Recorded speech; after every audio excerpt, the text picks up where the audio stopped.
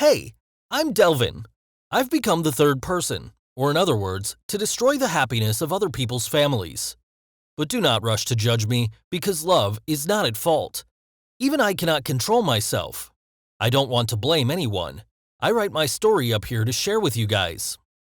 The girl I fell in love with was Amelie, a gentle girl with auburn hair, fair complexion, a bright smile that made people fascinated.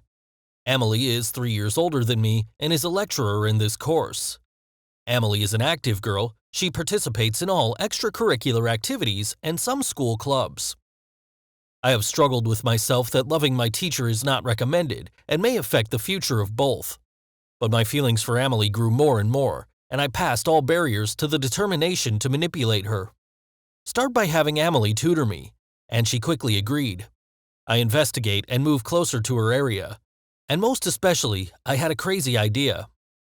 I had a best friend named Bevis. We had planned for Bevis to pretend to be a pervert and follow Amelie for 3 consecutive days. On the 4th day, Amelie was quite confused and worried. She told me everything, and I offered to bring her back in the future, and once again, she could not refuse. On the way back, we chatted, and I tried to make Amelie laugh because she smiled the beautiful. After a while, when I got home, I asked for her phone number for the reason to do so and would be ready to pick her up. From that day on, she taught me how to study, and I took her home.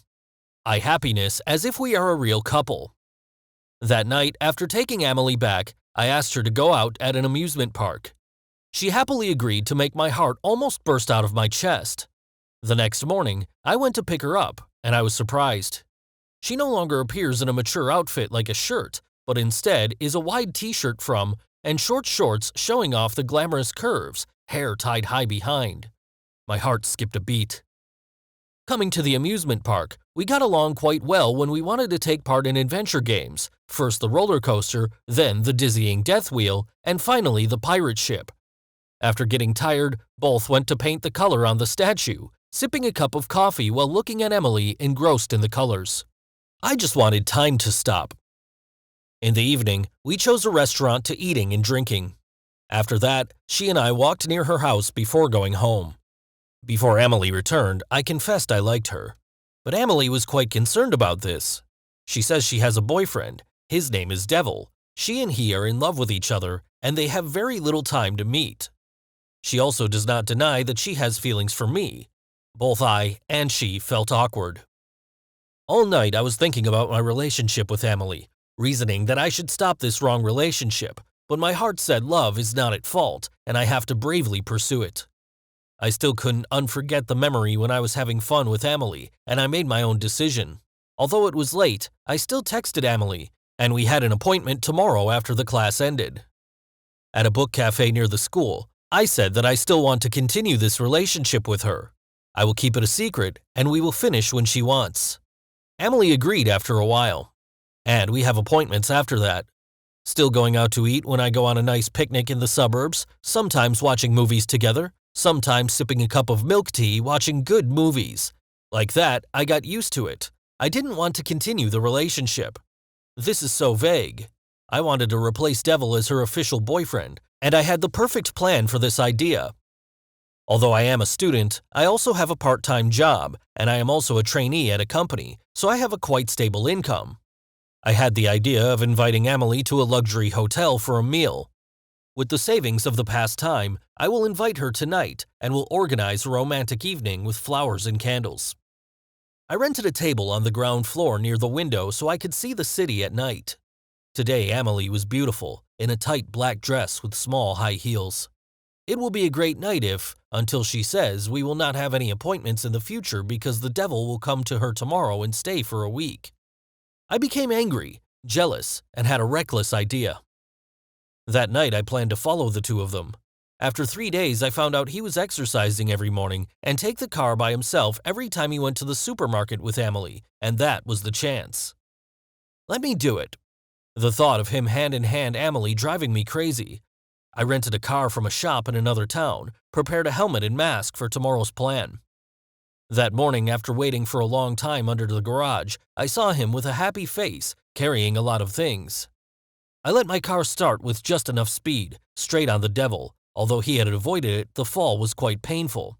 He tried to look back, but it was impossible to see because I was wearing a hat and mask, so I was very confident with my plan this time. Through the rearview mirror, see him painfully lying on the floor, me so gloating. I guess he'll be in the hospital for a few days, and I'll have the chance to see Emily again in private.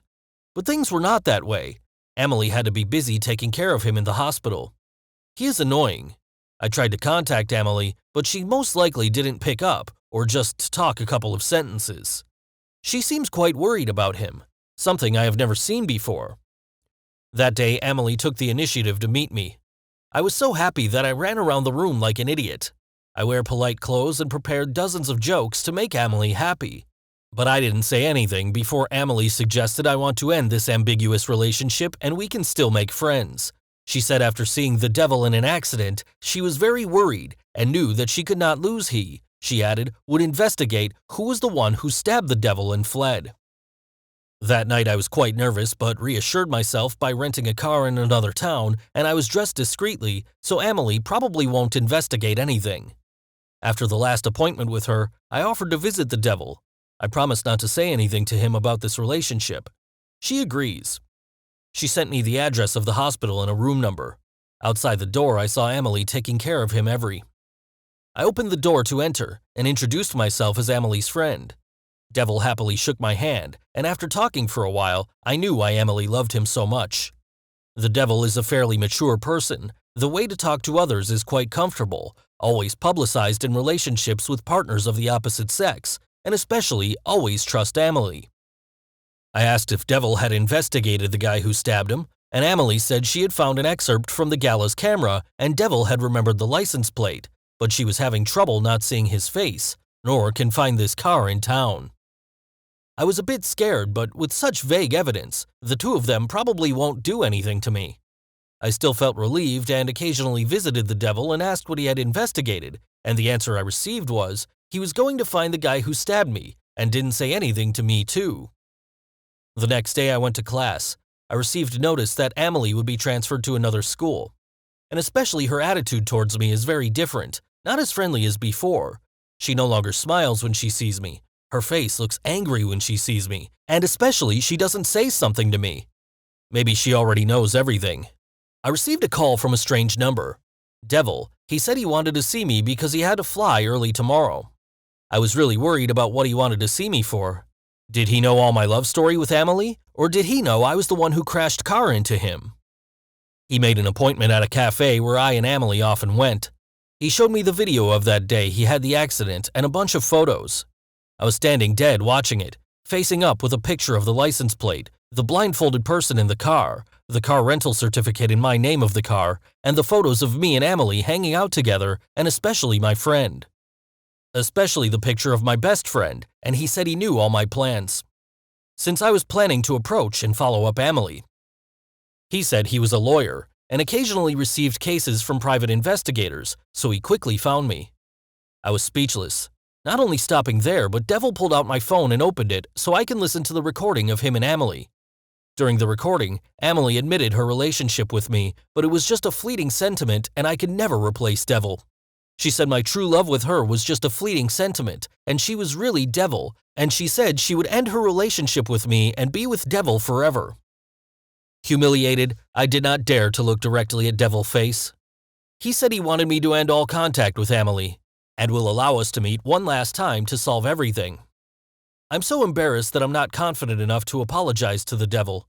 He didn't accuse me, but just wanted to settle things smoothly. Emily will transfer business in the next 3 days. She will come and give me some documents and said she won't want to see me because she doesn't think I'm such a bad person.